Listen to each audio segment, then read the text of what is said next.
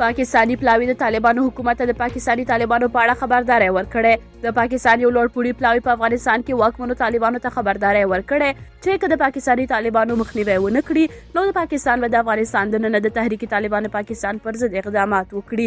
یو لوړپوړي امنیتي چارواکي چې ادعا کوي د دغه پلاوي د سفر او غونډو له جزئیاتو خبر دی، د ترکیې د اناتولي اژانس ته نوم نه ښودلو په شرط ویلي دي چې پلاوي د طالبانو د حکومت چارواکو ته څرګنده کړې چې که د پاکستاني طالبانو د پسرلنیو عملیاتو او د افغانستان څخه د تنظیمیدونکو بریدونو مخنیوي ونه کړي نو پاکستان به لاس په کار شي. په پیښور کې آزاد خبریال اسلام الدین ساجد اناتولي اژانس ته د خپل راپور په اړه وویل د پاکستاني چارواکو دا وینا وه چې هغوی موږ افغان طالبانو ته وویل چې که چیرې دا غوښتنې پوره نه شوې او د هغوی پاکستاني طالبانو په ضد باندې ګامونه پورته نه شول او هغوی په پاکستان کې د پسرلني عملیاتو د پیل کولو اعلان وکړ نو بیا له پاکستان سره دویمه بله لار نشته. له دې پرته چې په دغه ځای کې د پاکستاني طالبانو په ضد بریدونه او عملیات پیل کړي امریکا غږ د دغه خبر کروالی نشي تاییدولی.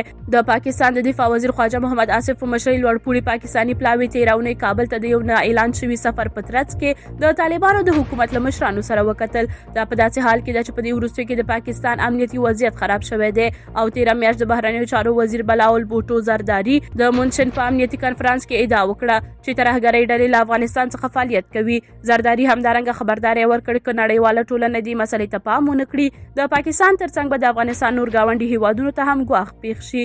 د دې ترڅنګ په افغانستان کې یو شمېر پخواني امریکایي چارواکو هم په افغانستان کې د پاکستاني طالبانو د موجودیت له امله د اسلام آباد او کابل د اړیکو د ترنګلې کېدو خبر ورکړی دی. په افغانستان کې د امریکا پخواني سفیر آرل انتوني وین وایي چې په افغانستان کې لا هم د نورو ترهګرو ګروپونو د غړو د موجودیت او د طالبانو لخوا یې لږ تر لږه د پټ ملاتړ په اړه شکونه موجود دي. هغه وویل زه فکر کوم په دې اړه د پاکستان او طالبانو ترمنځ اختلافات زیاتېدونکي دي. پاکستان په ښکاره داسې فکر کوي چې افغان طالبانو تحریک طالبان پاکستان ته پناه ورکړې او له هغوی څخه ملاتړ کوي.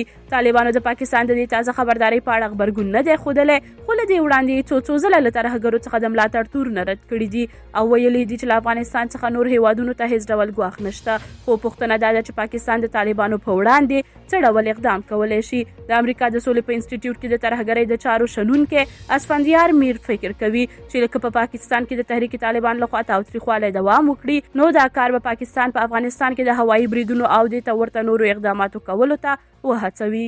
دا وه زموږ چمتو شوی ویډیو. تر بیا ښه وخت ښې چارې.